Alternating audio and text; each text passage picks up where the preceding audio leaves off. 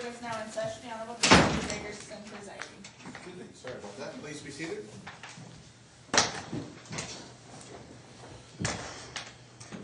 And good afternoon. We're here on the marriage of Lowe, 17302086-6. Here on Mr. Bird's orders to show cause,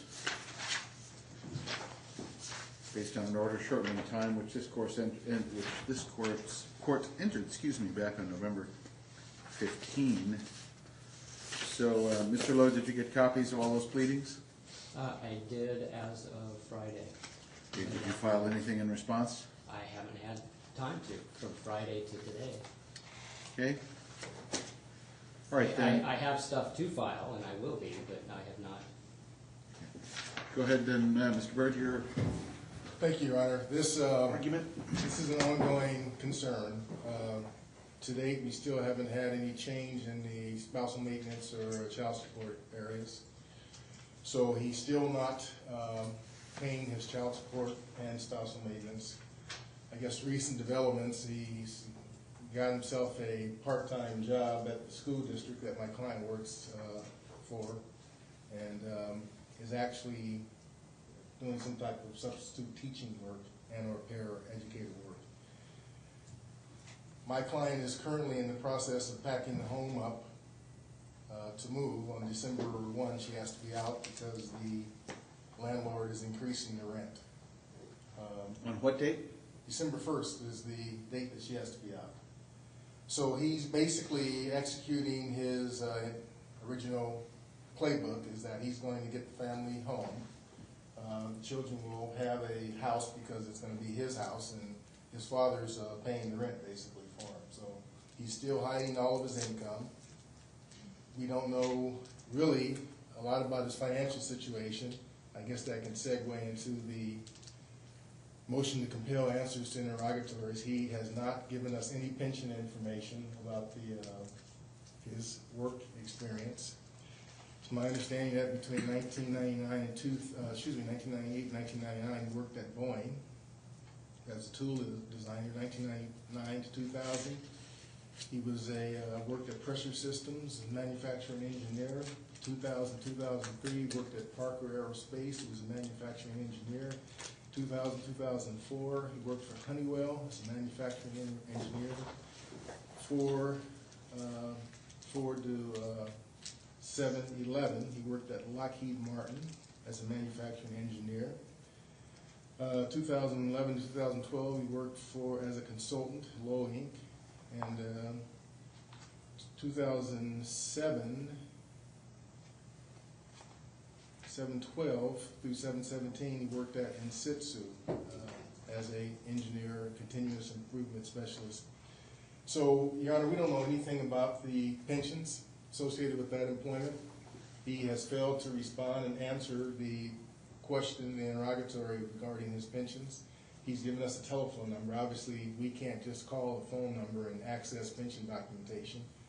He needs to give us the exact amount so we can be adequately prepared for a settlement conference and or trial. He's failed to do so.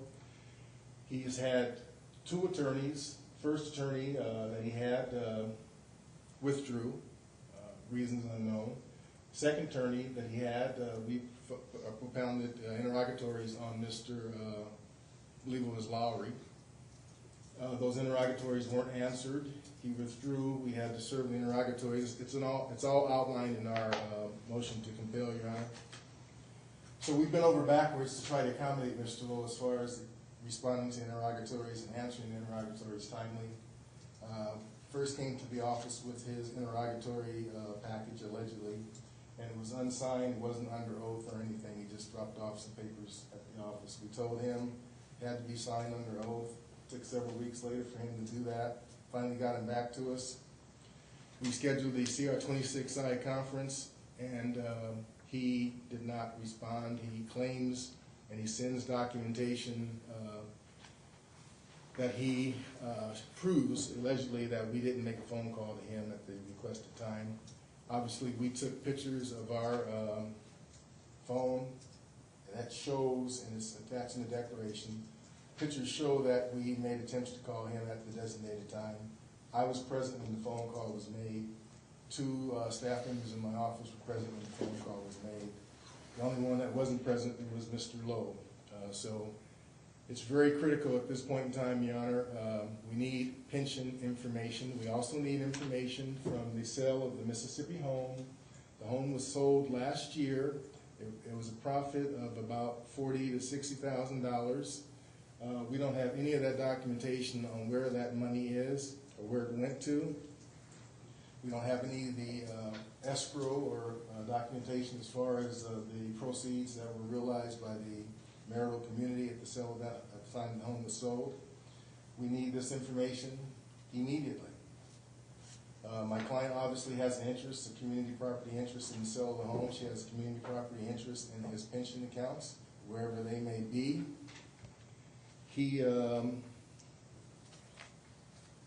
So I guess I can turn my attention back to the contempt, Your Honor. We want him to be... Let's take them one at a time. Let's take the discovery first. So we need a drop dead date. First and foremost, I think we're not going to be ready for a settlement conference that's coming up pretty close here the next week or two. So we're not going to be ready for that, Your Honor, unless Mr. Lowe gives the court, gives me the information that we've requested. I don't know what his intentions are other than to make his wife homeless, apparently. I think realistically, she's not going to be homeless. She's going to, if push comes to shove, she would have to rely on the support of her family. I believe that they are willing to do so. But Mr. Lowe he's really created a domino effect here that's getting rather crucial. Support enforcement, I believe, filed a document on the 16th as far as the debt calculation. Is that correct, Madam Clerk? What am I looking for? It's a Division of Child Support pleading that was filed on November 16th, 1603. Division of Child Support debt calculation.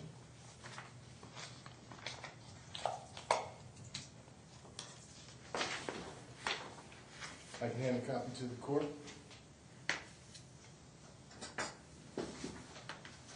Excuse me. Thank you. When was the last payment of support received of any kind? Last payment was given to the, well, it was $500, and it was given in, I went specifically to the child support place right there close to the library. And When was that? Weeks ago, months ago, days ago? that was in October, beginning of October. I don't know anything about a $500 payment, Your Honor. And that was payment in full, meaning I made $500, I gave her the entire bit. I have not made anything since. Camille is very aware of how the finances go with the school. I will not be having my first paycheck until the last day of this month. Okay, and it's a part-time position? It's part-time in that I have been working approximately over the last 2 months, 3 to 4 days a week. Which school district? Washougal. And it's a teaching position then? I worked really hard. It was a substitute para. As of next month, I can start to substitute as a teacher. All right, so the first question has to do with then the motion to compel discovery. What's going on with the discovery, the pension information? Okay, so first of all, I was not given paperwork for discovery in which they were back the beginning, or end of March, beginning of April. I begged and begged and begged and even asked the court for that information. We I better on received that. it. I can remember your case, sir, so Okay. I'm just well, wondering why it is that you haven't turned over the... I have given them everything that I have, and I have even in the documentation expressed that all that information, I don't have access to it. It's in a file cabinet that my wife has, and I can't get to it. So, yeah, and for example, one of the things that they're asking. Have you served written responses under oath stating that these documents that are being requested are not in your possession, custody, or control? When I gave him the first interrogatory and RFP, I did. It was in there, and I swore that everything that was in there was correct, and it was notarized. Then in our attempt to, well, first and foremost, I can show the court what Mr. Lowe provided to us. This is his interrogatory response, area number 4. Interrogatory 4.1, do you now have, or have you at any time during your relationship to the adverse party any interest in any pension and or profit sharing and or 401k and or stock option and or any retirement plan of any nature, if so identified? A, the name of the plan and or plans. B, the date of entry of the plan or the date you were covered by the plan. C, the date of vesting and employee's age and date of vesting. If investing occurs in stages, please indicate the current percentage of vesting. D, are you covered by any other pension, annuity, profit sharing, or other retirement benefit by reason of your employment with any company? If so, then the name and address of the party having information about such benefits. E, the name and address of the trustee you administered. His answer is, you invest trade, retirement chase. It says 9/1/2000 to 9/1/2000. I am not covered by any other retirement benefit, chase investments. No address, online and phone only. 855-800-8053. Next is Parker, RSB, parentheses, Fidelity Investments, 9/1/2000 to 9/1/2001. And he has parentheses 28. It says, I'm not covered by any other retirement benefits, solely investment, no address, online and phone company only. 800-343-3548. Next, Insitsu Incorporated, 401k plan, parentheses, Charles Schwab, 8/1/12 to 8/1/13, parentheses 40. I am not covered by any other retirement benefit, Charles Schwab, no address, online and phone only. 866-855-9102. Does not say anything about the documentation not being in his possession or being solely in my client's possession. All right, so here's the concern. This is how things typically happen in a divorce case. We've got discovery requests. You're required, sir, to produce everything that is in your possession, custody, or control. Okay? So if that's what's being requested and there's a plausible claim of community interest in it, then they're entitled to look at that and get all that information. You've disclosed apparently 3 different accounts there, 3 different possible. So then the question is, well, what's the obligation? Well, Mr. Byrd, my concern is that if he's, let's have you raise your right hand, sir, because I want you under oath when you're saying all these things. Do you solemnly swear or affirm the testimony you're about to give in these proceedings is the truth? I do. Okay, you are now under oath. So you testified that you don't have any documentation regarding any one of those 3? I do not have any documentation regarding any one of those 3. They are in a file cabinet in my wife's possession. Okay. Right. In that case, then the question is, in terms of a motion to compel, he would be compelled to sign necessary releases, I suppose, but the remedy would be to subpoena potentially the third-party administrator of those retirement accounts with his name and birth date or social security number or whatever identifying information might be necessary to ascertain from the plan administrators. The reason why his, And I'm fine doing that. the reason why his position isn't plausible, Your Honor, is he would get a periodic statement from his pension. And he's been out the house, they haven't been living together for over a year now, so it would, it's clear that he would have access and would have received records of his pension. I have not received anything. Okay, well, he's saying under oath that he has not. He has a duty to cooperate and respond to discovery. If there's gamesmanship being played with respect to the discovery, then the court has a whole host of remedies at trial to be able to fix that, including striking pleadings, holding him in default, awarding those assets exclusively to one spouse as opposed to the other. So he's on notice, and he knows from the tone and substance of this court's previous rulings that this court is not going to look kindly upon intransigence or game playing in these proceedings. But I think the remedy for those then, if he's identified the names of the administrators and with enough particularity, then the remedy is to go and essentially subpoena these other ones. Well, Your Honor, I don't know if he has done so with sufficient identification. He basically talks about a Parker Investments. Well, you're going to need the name. You're going to need the name of who it is that's administering the plan. You're going to need his full legal name and probably birth date and social security number, whatever other identifiers they may need for purposes of requesting documentation. And then you could either subpoena, or he needs to sign releases immediately to be able to get that information. So I think the laboring or, Your Honor, should, in all due respect, my client, should be on Mr. Lowe. Mr. Lowe has the ability to get online and get the contact information for U Invest Trade, Parker RSP, Fidelity Investment, and Sitsu. In fact, he has a lawsuit currently pending against Sitsu, so I know he knows how to get in touch with them. So, and Is that true, sir? Are these all online available accounts? They were online, yes. Do I have the stuff for them? No, they're all in my file cabinet. Okay, well, but you can access them online, can't you? If I grab the information from my file cabinet, I can. You can access them online by virtually accessing them online. Well, I presume you're going to need an account number and a password. Yeah, I don't have the account numbers. I don't have, so,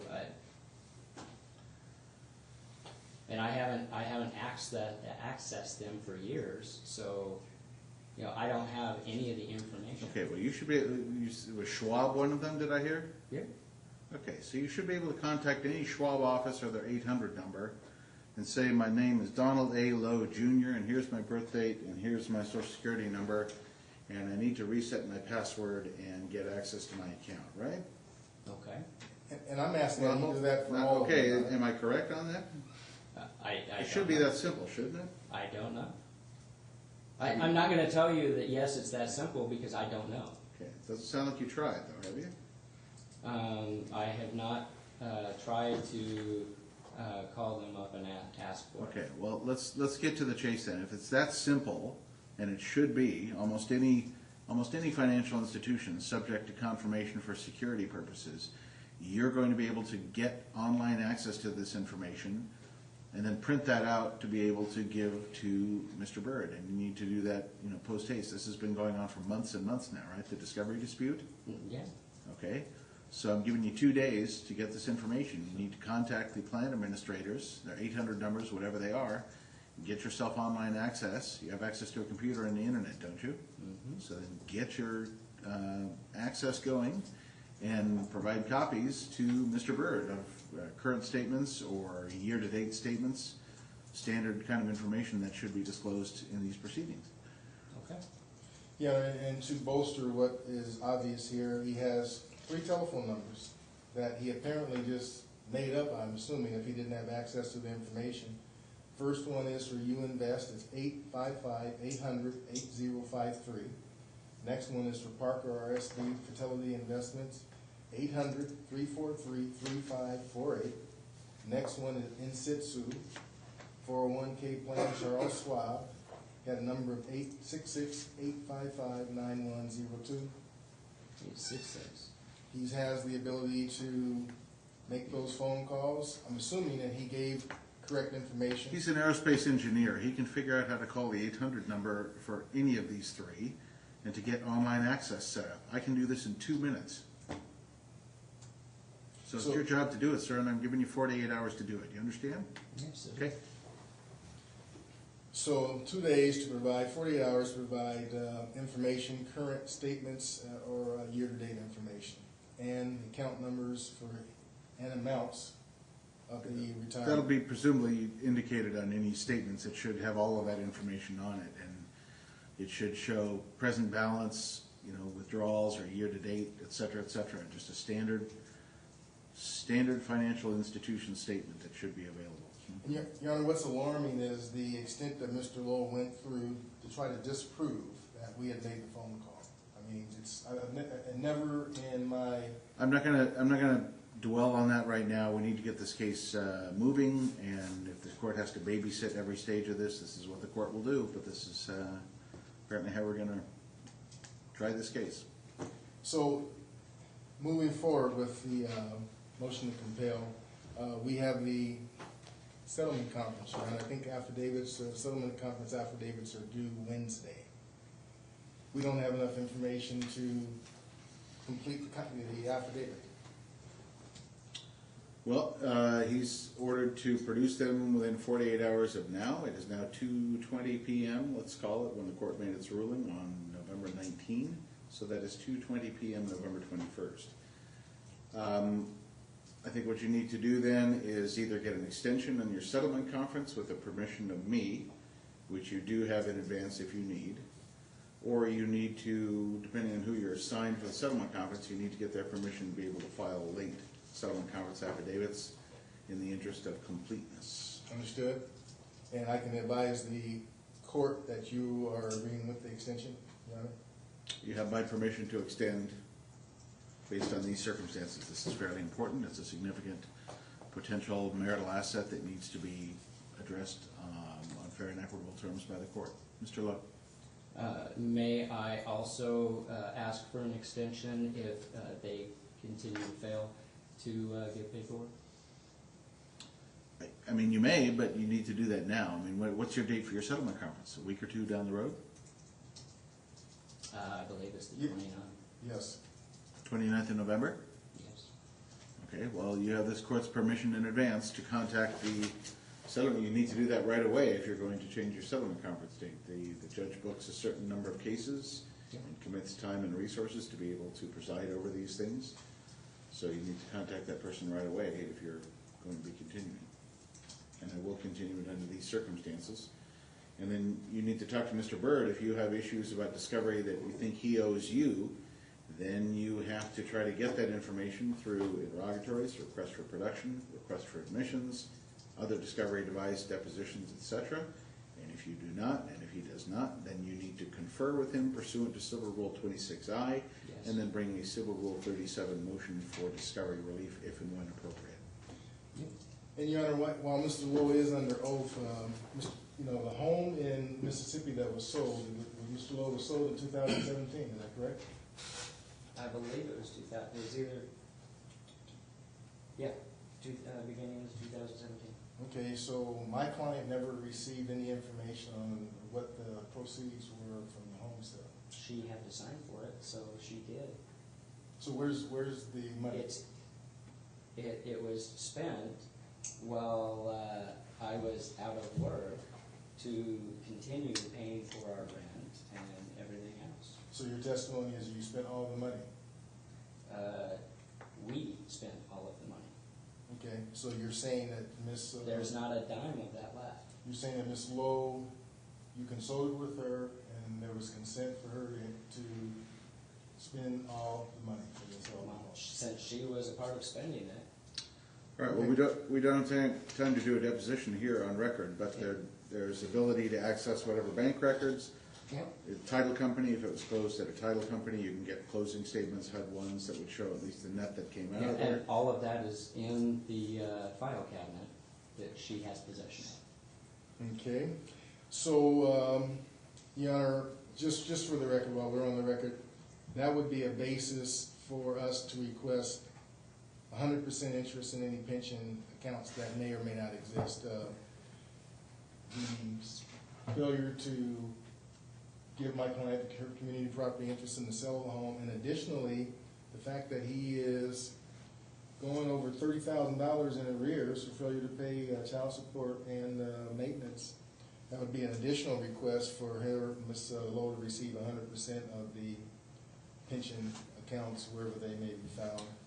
Well, you can make that motion in the argument when it's appropriate. I'm not making any ruling right now, but he's on notice that if he does not show the information and do so promptly, that he risks the court drawing negative inferences from that non-participation, non-discovery, and the court also has a whole range of sanctions at its disposal, which could include striking pleadings, holding in default, awarding assets disproportionately. Also, the whole toolbox is open to the court, so he knows. He's been advised. So finally, Your Honor, the contempt. This is just an ongoing continuation of Mr. Lowe playing an apparent sophisticated game that is very detrimental and life-changing. My client, in the midst of the Thanksgiving season, is packing her house up right now. She has 4 kids. Mr. Lowe is fine with that, care less. He's not paying her child support. He's not paying her spousal maintenance. He's still living in a house that costs about $2,700 a month. He has no income. We don't know how he's doing that. He could be using the cell from the Mississippi house to be paying for his rent right now. We simply don't know, other than he's not in default on rent and eviction proceedings, and my client could be. If it wasn't for individuals that some resources that she has, the church and dear family. But other than that, she has to move out. She's going to be moving on the 1st of the month, and we don't want him to be rewarded with a motion for custody or something, temporary custody, because my client, he's made her homeless through his skullduggery. So I asked the court to make a finding of contempt. His failure to pay spousal maintenance, ongoing. Failure to pay child support, ongoing. Court has been reluctant because he walks up to the line and looks at it, but he never crosses it. He's setting himself up for an argument where he can say, well, I'm not making this amount of money, so I can't be in contempt. But I think we understand that that's it's faulty. The premise is faulty when he's living free with no rent in a place for $2,700 a month. All right, so Mr. Lowe, my concern is this. You mentioned that you paid $500 towards your child support in October of this year. Okay, the statement from Mr. Bird from the Child Support Division does not show that. What proof do you have that you paid that, sir? They gave me a receipt. I don't have it on me. So you don't have any paperwork with you here. Before that payment, what was the last previous payment you paid?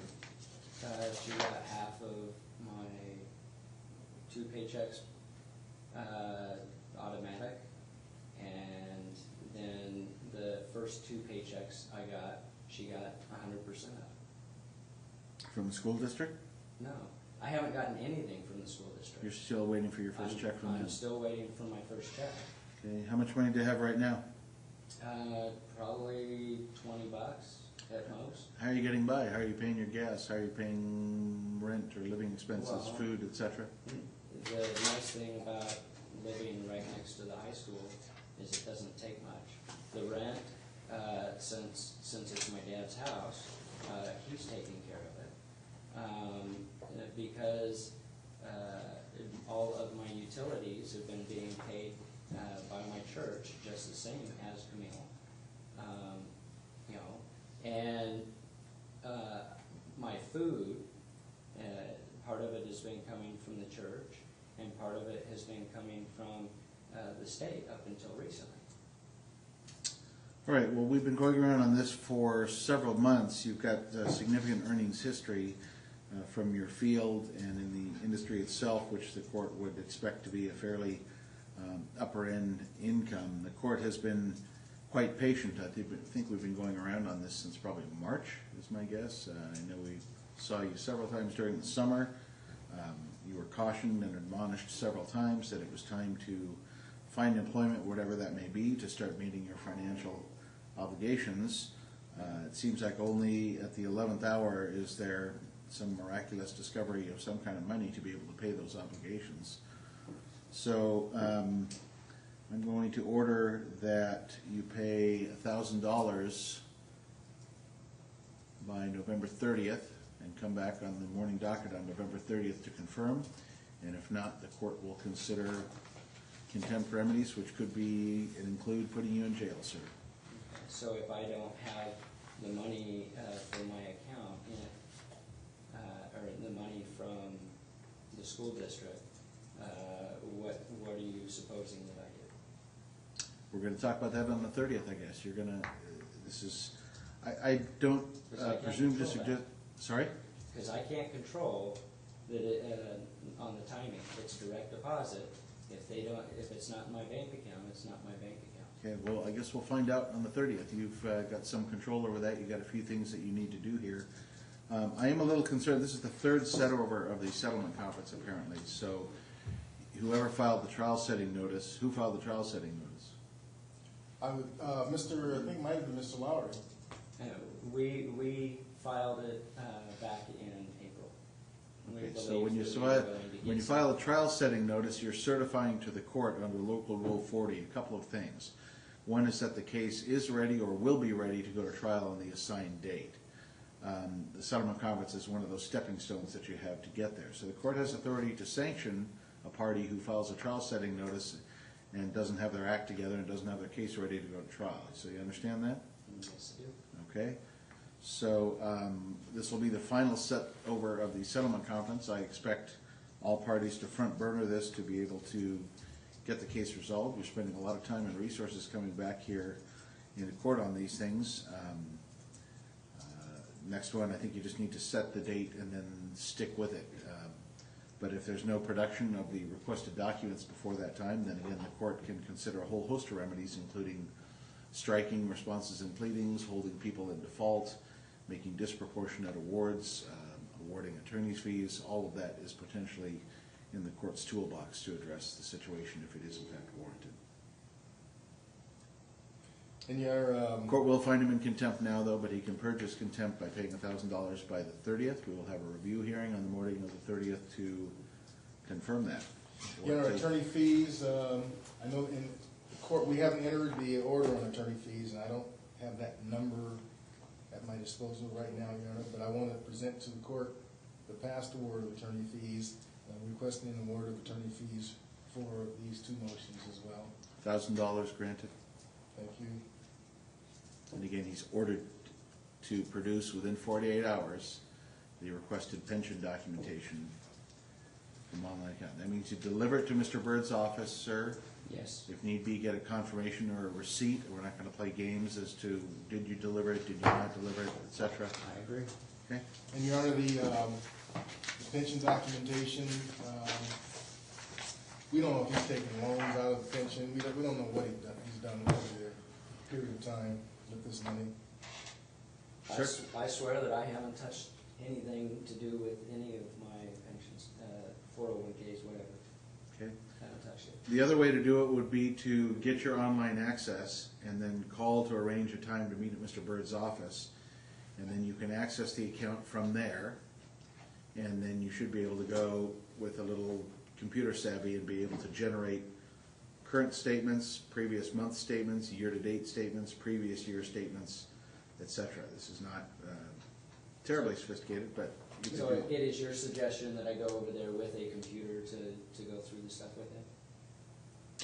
Yeah, or get permission to use their computer if they can arrange to do that, and that way they have a printer there and they can generate and print statements right there. Thank you. Mr. Lowe's an engineer. I don't want him putting a bug in my computer or anything like that, but Well, he can bring his own computer then, and he can generate those statements, download them as a PDF, put them on a flash drive, hand the flash drive over to Mr. Bird. that. That sounds great. I'm no. Additionally, Mr. Lowe, you got a bonus from InSitsu for $5,000. What was it, 9 or 5,000? I'm not even sure how much it was. Okay, what'd you do with that money? That was how I got into the house. But it's your father's house. Mm-hmm. Okay, so on the record, you're saying your father is the only person that pays rent there? That was the only part that I paid. All right. Could you provide that documentation within 48 hours? He paid money to someone. I need to know somebody's name. When was this? That's, Hold on. To get into the house that I'm currently in, My father was not available, and since he was working on the house in California, because he has had to sell his house, he had me go ahead and I utilized the money from my bonus. How much? When? How much? I couldn't tell you exactly how much. I know it was like first, second, and first, last, and a deposit. So What it was month? $9,000. Approximately what month and year? No, it would be approximately April. Of this year? And since you keep getting it wrong, and I keep having to express to you the right amount, it is 2100, not 27, and it's 21. And I've said that in court multiple times. Okay, so $7,500 to move in, 75. approximately. No, So 6,000. you use community property to move into your home, correct? Well, he said he used bonus money from in situ to pay first, last, and deposit, like 3 months total of rent, at $2,100 per month. So that would be $6,300 by my math, right? Yep. And you used that in April of this year, Yes, okay? And you're still living in the same place. I'm still living in the So city. your last month of deposit are still presumably there as assets, so to speak, that have been unused. Okay. All right, so last set over in the settlement conference, we're through setting this thing over. We need to get this case resolved one way or the other. All right, thank you, Your Honor. Thank you.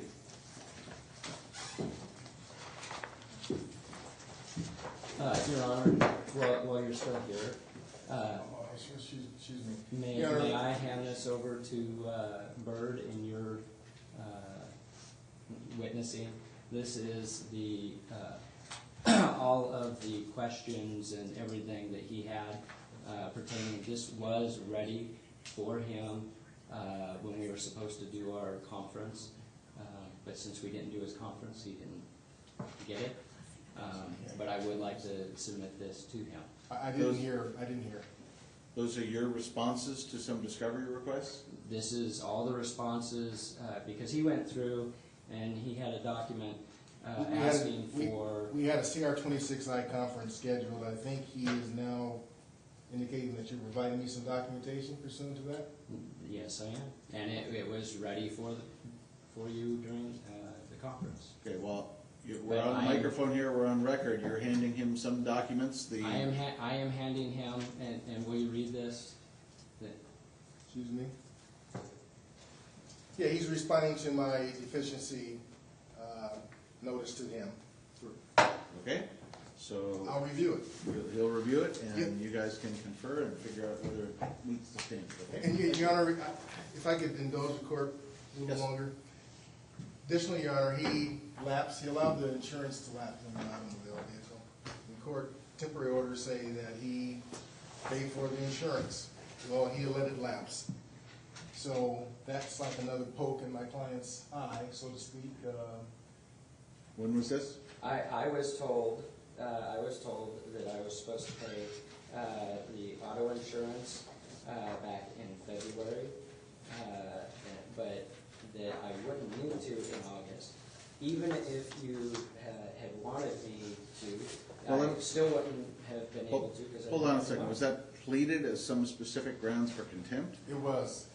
Do you agree that the insurance premiums have lapsed, even though you were ordered to pay those premiums? I was ordered to pay them for February. I was not ordered to pay them for August. Okay. And I asked. Court's going to reserve on holding on contempt on that for now. And as far as the restraining order, Your Honor, the restraining order prohibits him from... Yeah, we have... The order clearly required him to pay for the auto insurance and not to let it lapse, so we'll stand on the temporary order itself. I've already held him in contempt today for other matters, but your risks are being held in contempt again if you're not in compliance with what was ordered, if it was ordered to keep insurance coverage premiums current. So he's already let it lapse. My client had to get insurance, so then I wouldn't be able to pay it anyway. So he needs to be held in contempt, Because Your I'm Honor. giving her all my I'm money. gonna reserve on that today, but you can iron that issue out and preserve it for trial. Thank you. Mr. Lowe, are you, you understand that there was a restraining order between you and your wife? I do. Okay, are you going to the extracurricular activities at school and different activities where she is and standing next to her? I am not, but she is attending on my time with the kids. When I take the kids to soccer, she shows up and takes pictures of me and everything, has her friends tell me that I'm not allowed to be there. When I'm the one that was there first, I go up, go to the bathroom, come back, and now I'm getting... Okay. I don't think this has been pleaded before the court, so we're not gonna take the time to go through Well, that. we did mention it in the motion, Your Honor, but if we need to draw it out a little more formally, we'll do so. All right, thank you. I remember there's also restraining orders.